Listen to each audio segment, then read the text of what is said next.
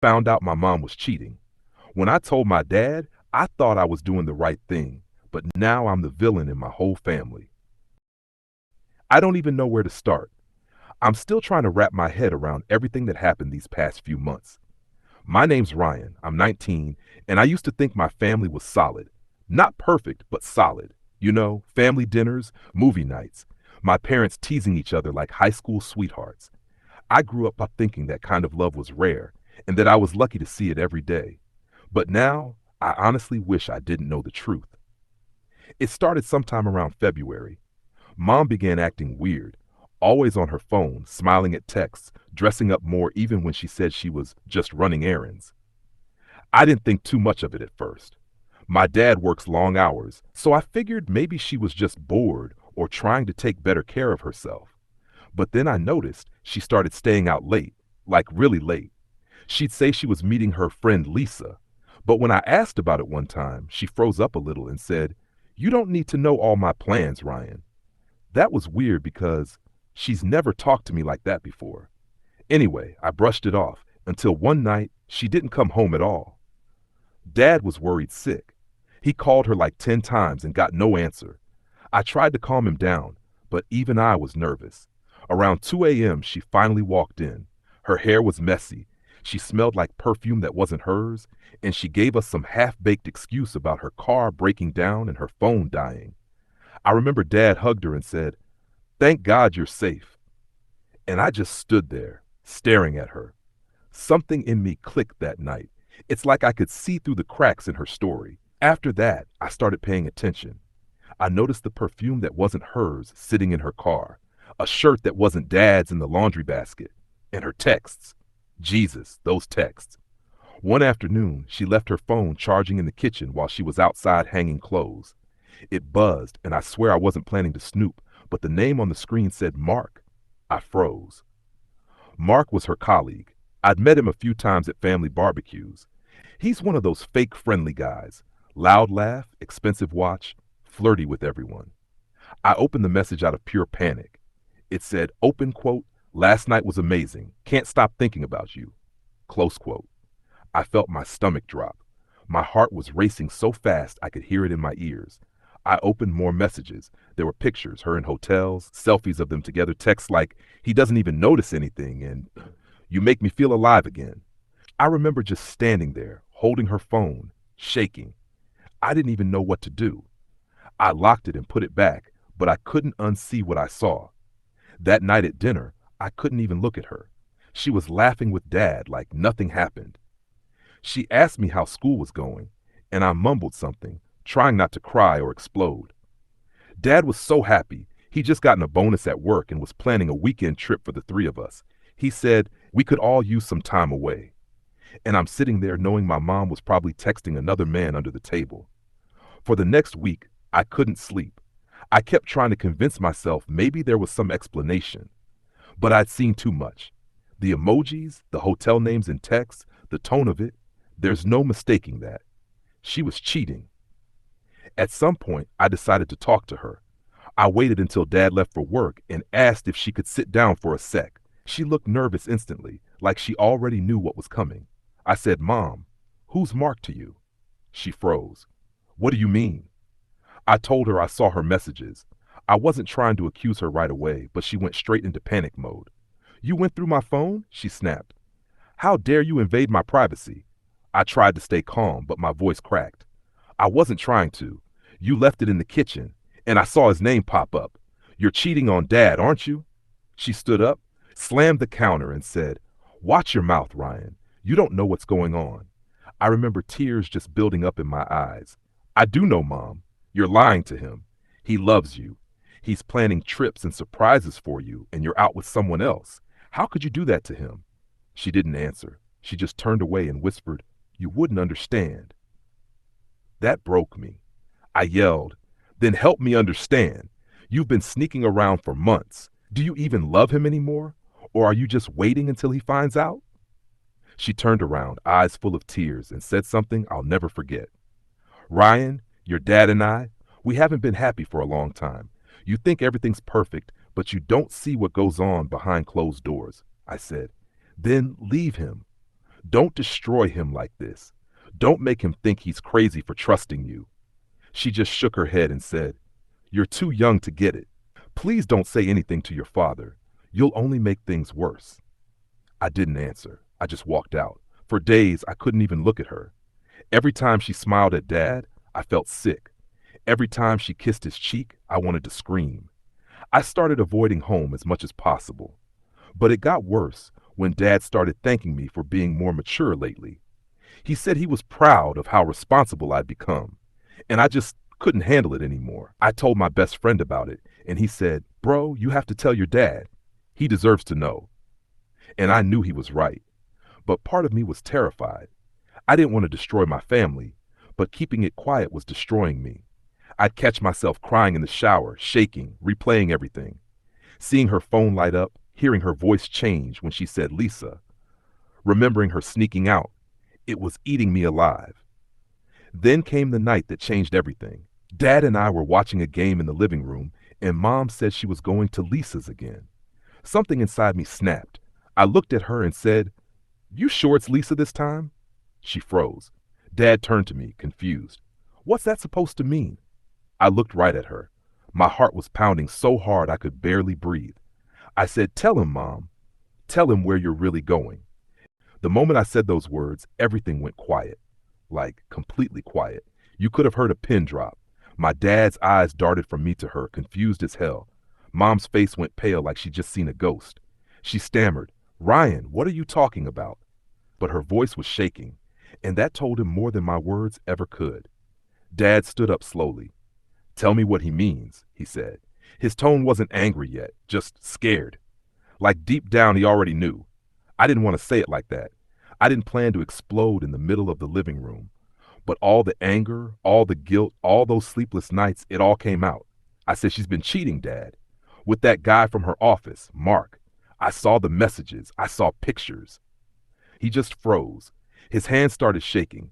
"Ryan, stop," Mom said sharply. "You don't know what you're talking about." I turned to her, tears already blurring my vision. "Yes, I do. You told me not to tell him. You told me to keep quiet." Dad's voice cracked. "Is that true?" She tried to grab his hand, but he pulled away. "It's not what you think," she said. "Please, just calm down," he shouted. "Then what is it, Claire?" I'd never heard him yell before. My dad's always been the calm one. Patient, soft-spoken, the kind of guy who fixes things instead of fighting. But that night something broke in him. Mom tried to cry her way out of it. "It was a mistake," she said. "I was lonely, and you were always working." He cut her off, yelling, "So you decided to sleep with another man? That's your excuse?" She started crying harder, saying, "You don't understand how miserable I've been. You're never home. You're always tired. You never notice me anymore." Dad was pacing, hands on his head. "So instead of talking to me, you find comfort in someone else? In Mark of all people?" She tried to reach for him again, but he backed away. "Don't touch me," he said quietly. And I was just standing there, wishing I could disappear. I didn't even realize I was crying until Dad turned to me and said, "You knew about this?" I nodded, barely whispering, "I found out weeks ago." He looked crushed, not angry at me, just heartbroken. "Why didn't you tell me?" I said. "I didn't know how. I thought maybe she'd stop.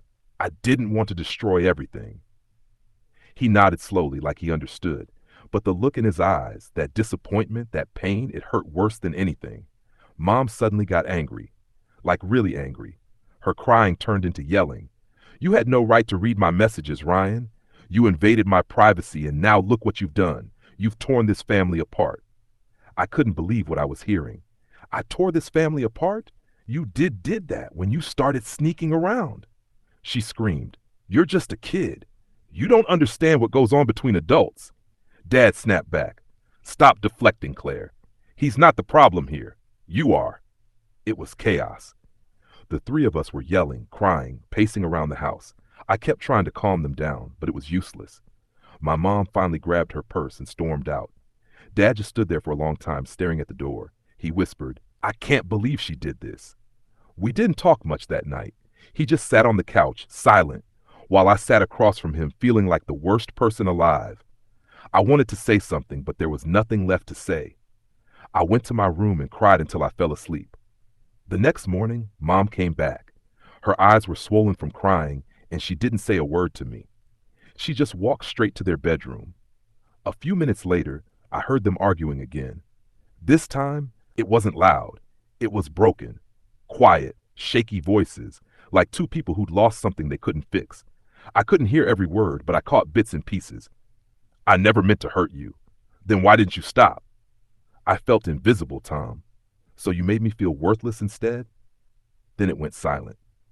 Dad left for work a few hours later, and she came to my door. I was sitting on my bed, headphones in, pretending not to see her. She knocked softly and said, "Can we talk?" I didn't want to, but I nodded. She sat beside me and sighed. "I know you think I'm a horrible person right now." I didn't say anything. She continued, "You shouldn't have seen those messages. That wasn't your place. But what you did last night, that was unforgivable." That made me look up. "Unforgivable?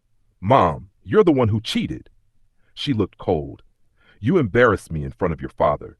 You destroyed the trust in this family. You think you were helping, but all you did was make things worse." I was speechless. "So I should have just kept quiet?" "Yes," she said firmly. "Some things are better left alone. You don't know what it's like to be in a marriage. You think everything is black and white, but it's not. One day you'll understand." I just laughed bitterly. "No, I won't. Because if I ever love someone, I won't destroy them like you did."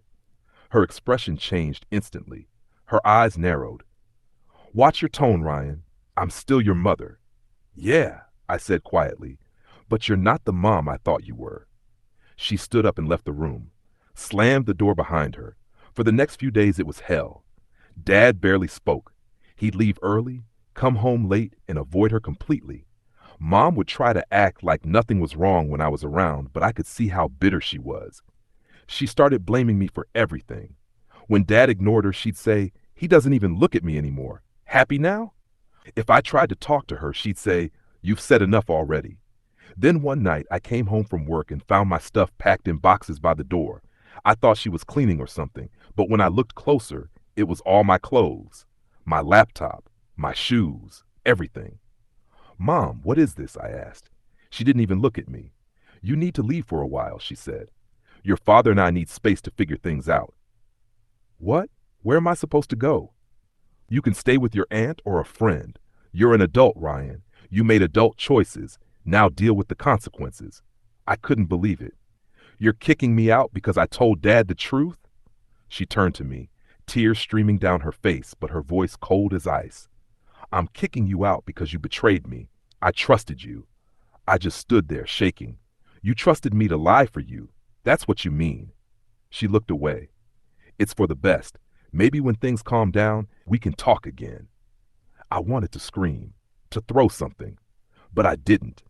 I just grabbed my bag, looked at her one last time, and said, "You lost the right to call yourself my mom the day you made me keep your secret." Then I walked out.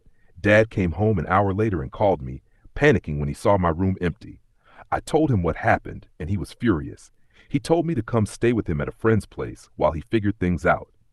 But the damage was already done. My mom blocked me on everything 2 days later. It's been 3 months since that night, and I still replay it in my head almost every day. After Mom kicked me out, I stayed with my dad at his coworker's house for a while. It was awkward at first, two heartbroken guys sharing a tiny guest room, pretending everything was fine. He barely talked those first few days. He'd just sit on the edge of the bed, staring at his phone, sometimes scrolling through old pictures of her. He looked like a ghost. I tried to cheer him up, but nothing worked. We'd have dinner in silence, sometimes exchange small talk, but that's it. One night he finally said, "I don't even know who she is anymore." I didn't know what to say. I didn't either. The worst part is, I missed her. As angry as I was, she was still my mom. I kept expecting her to call, to apologize, to say she didn't mean it, but she didn't. She just cut me off completely, blocked my number, ignored my texts. It's like I stopped existing to her. Dad filed for separation a month later. I overheard him talking to a lawyer over the phone. He was trying to keep things civil, no drama, no revenge, but I could tell it was killing him inside. One evening, he finally opened up to me. We were sitting outside just watching the sky turn orange, and he said, "You know, when your mom and I met, I thought she was the one person who'd never hurt me. I didn't say anything. I just listened. He continued, "We built this life together. We didn't have much at first, but we had each other. And then somewhere along the way, I stopped being enough for her. I wish I saw it coming." I said, "It's not your fault, Dad. She made her choice." He nodded slowly, but you could tell he didn't believe it. For weeks, we lived in this weird limbo, just the two of us trying to pretend things were normal. I went to work, came back, cooked dinner sometimes. He'd go to therapy and tell me he was doing better. But there was this heaviness that never went away. One day, I ran into one of Mom's old friends at the grocery store. She pulled me aside and whispered, "I'm so sorry about everything, sweetheart. I can't believe she let it get that far." I asked, "So everyone knew?" She hesitated. "We suspected, but she always told us not to tell anyone. She said things with your dad were already over."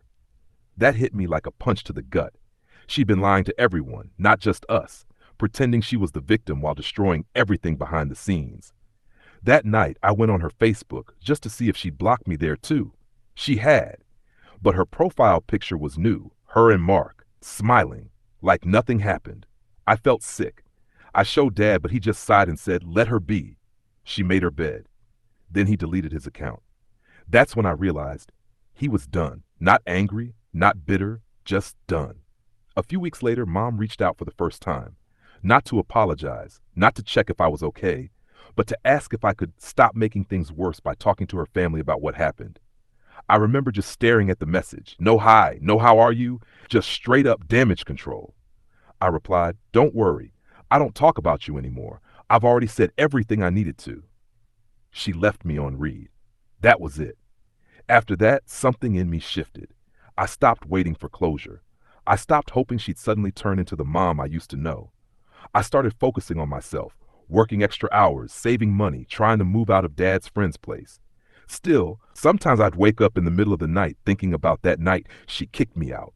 The way she said, "You betrayed me." It echoes in my head like a broken record. I kept wondering, how does a mother choose her pride over her own kid? The first time I saw her again was 2 months later. I was walking downtown, and there she was, holding hands with Mark outside a cafe. I froze. She noticed me, but instead of coming over, she looked away like she didn't know me. That hurt more than anything. I wanted to yell, to ask her how she sleeps at night, but I didn't. I just walked past her and kept going. My chest felt tight, but at the same time I felt free.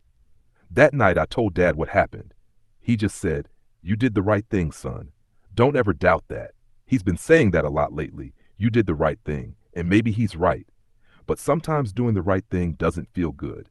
It feels lonely, because even though I saved my dad from living a lie, I lost my mom in the process. We eventually moved into a small apartment together. It's quiet, peaceful, and sad sometimes, but better than living in a house full of secrets. Dad's trying to rebuild. New job, new hobbies, even went on a date once. I could tell he's nervous, but I'm proud of him. As for me, I'm just trying to heal, trying to believe that honesty isn't always a curse. Sometimes I still scroll through old pictures, birthdays, vacations, Christmas mornings, and wonder how we went from that to this. How someone who raised me, loved me, and tucked me in every night could turn into a stranger. I guess the truth is, love doesn't always last. People change. Sometimes the person you thought you'd die for becomes the one who destroys you the most. But I learned something important. Silence protects lies, and lies destroy families. So if you're ever in a situation where you know something that could break someone's heart, remember this. Keeping quiet doesn't save them. It just delays the pain. And no matter how bad it hurts, truth is always better than pretending, because pretending almost killed me. If you enjoyed the video, make sure you like, comment, subscribe, and share it to friends and family for them to enjoy this too.